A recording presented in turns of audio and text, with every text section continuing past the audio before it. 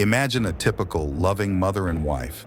Now envision her as the central figure in a chilling crime that polarizes an entire nation. What drives a person to cross the threshold from familial devotion to cold-blooded murder? Allegedly killing her husband. Let's dive into the chilling case of Roxana Valdez. Who was Roxana Valdez? Although many Chilean journalists have tried, Roxana's early years remain shrouded in mystery. They found very little information, only uncovering specifics about her birth in 1957 in a tiny village in Punta Arenas, Chile. The absence of clarity might be because of ethical worries or the zealous insular group who could have been concerned about potential repercussions for Roxana's family. Roxana Valdez got married, however. The public and the media do not know the identity of her husband. They shared a son. However, her marriage fell short of the perfect expectations and resulted in their separation in 2011. In a secluded village with few job options, Roxana had the challenging responsibility of raising her child by herself. The farming was crucial for the community, with local schools also focusing their education on agriculture. Under these conditions, Roxana obtained a job at Don Gregorio boarding school, which focused on educating agricultural technicians. In her position as a night supervisor, she monitored the students to make sure they followed curfew and behaved correctly. She was not responsible for raising them. Due to her busy schedule with fieldwork, she was unable to give her son the necessary attention, prompting him to enroll in the boarding school where she was employed. Start of a relationship. Claudio Muñoz Ramirez oversaw maintenance of the grounds at the boarding school where Roxana was employed. His frequent night shifts for work often led him to meet Roxana. Even though there was a 14-year age gap between them, they discovered themselves deeply engaged in long conversations about school matters and Roxana's troubled history. Claudio also experienced difficulties in his personal life. Having two daughters that he loved dearly but feeling disconnected from their mother, he frequently thought about getting a divorce. Their late-night talks quickly turned into a refuge, leading Claudio to leave his family without any clarification, and he decided to live with Roxana. Roxana quickly deepened her relationship with Claudio, inviting him into her life, despite primarily knowing him through late-night chats. She seemed to be oblivious to the children needing her attention, captivated by the closeness she had with Claudio. However, she did not notice his negative aspects. Claudio had a tendency to be moody and sometimes acted cruelly.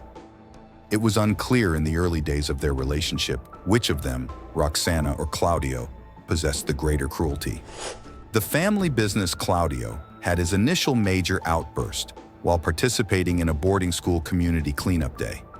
Students were provided with cleaning supplies and tasked with cleaning specific areas.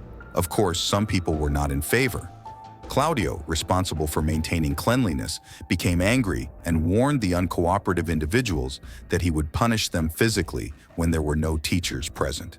However, he was not used to dealing with such disobedience. Regardless of Claudio's intentions, the students obeyed his threats. Confronted with few job prospects, Claudio had difficulty finding employment in agriculture until he and his wife Roxana chose to relocate for improved opportunities. They left their son at the boarding school and moved to Molina, famous for its vineyards and wine. There, they purchased a small booth and began operating a fruit and vegetable stall. Claudio took care of purchasing and delivering goods, while Roxana oversaw sales. Their only choice was to operate the stand on their own in order to avoid the need to hire assistants and potentially experiencing spoiled produce. Acts of domestic violence. Upon learning of Roxana's pregnancy, Claudio responded with a combination of anger and distress. Although their business and relationship were thriving, she chose not to question his response. They intended for her family to care for the baby, but the pregnancy was cut short. Following that, Claudio's anger escalated, resulting in increased yelling and sporadic acts of physical aggression towards Roxana. Neighbors have made multiple calls to the police because of the increasing conflicts. In one situation, officers discovered Roxana running away from the house, upset and wearing minimal clothing, with Claudio chasing after her. She informed them of the continuous mistreatment that led to her miscarriage and expressed the need for psychological assistance. In spite of this, Roxana remained with Claudio, trusting his assurance that the violence would not happen again. Claudio did not experience any legal repercussions, however. His abusive actions briefly decreased. Nevertheless, he began staying out at night, consuming alcohol excessively, and squandering their finances. Roxana was hopeful that having a child would bring about a transformation in him, and to some extent, she wasn't completely mistaken. The tragic incident. Roxana joyously welcomed a healthy baby, marking a brief period of hope in her tumultuous relationship with Claudio. They expanded their business with a new kiosk and vehicle, projecting an image of success. However, Claudio soon reverted to his destructive habits, squandering money on alcohol and resuming his abusive behavior towards Roxana. Throughout her pregnancy, she endured escalating mistreatment, including alcohol-fueled accusations of infidelity and physical and sexual assaults. In August 2012, amidst this chaos, Roxana suffered a miscarriage that plunged her into deep depression. One fateful evening, Claudio returned home intoxicated, revealing he had taken 5 million Chilean pesos, about $6,000, from Roxana, money she had saved from selling her mother's house to support their business. Roxana was devastated by this betrayal.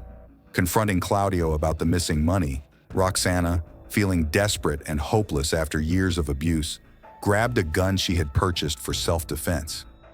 In a moment of intense emotion, she fatally shot Claudio in the chest, causing immediate death. Shocked by her own actions, Roxana attempted to save him but was unsuccessful. The tragic end to their turbulent relationship was marked by the fatal gunshot.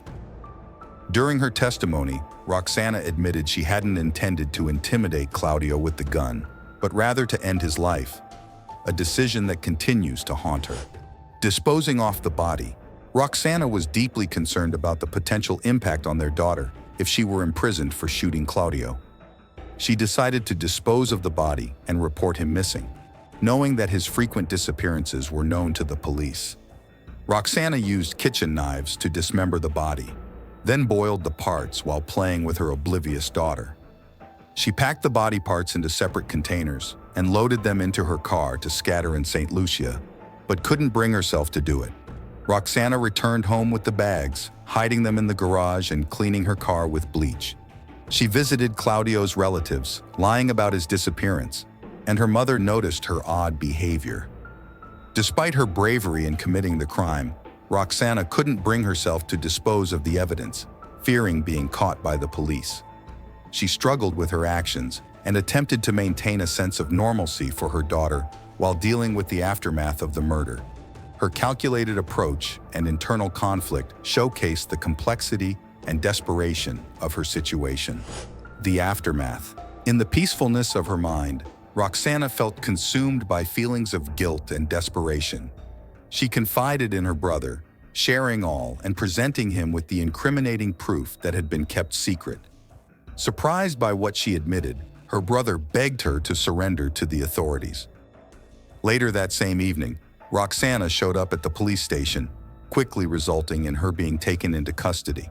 At first clear and direct, Roxana's admission motivated prosecutor Monica Bissos to advocate for a prolonged period of custody for additional inquiry. Nevertheless, new forensic evidence showed a key fact. Claudio was killed by a bullet, not while being dismembered as previously believed, raising questions about the prosecution's story. Roxana's defense lawyer presented a case of severe emotional distress, highlighting her vulnerable mental condition during the tragic incidents. Psychologists confirmed her unstable state during the incident. Despite the prosecution's best attempts, Roxana was ultimately sentenced to a 6-year term in a correctional facility with a more lenient atmosphere. After carefully weighing the arguments from the defense and the jury's decision, Claudio's family was let down by the court's ruling, as they were anticipating a stricter penalty. They strongly rejected allegations of domestic violence, arguing that Claudio's position as a businessman made it unlikely for him to have stolen $6,000 from Roxana. They claimed that Roxana had often used a gun to threaten him, indicating planned harm. Roxana spent 2/3 of her sentence in detention before showing outstanding behavior and being moved to a semi-open educational facility in Tala. She was given permission to stay in touch with her daughter and was later released from prison, before her expected date. Thanks for watching.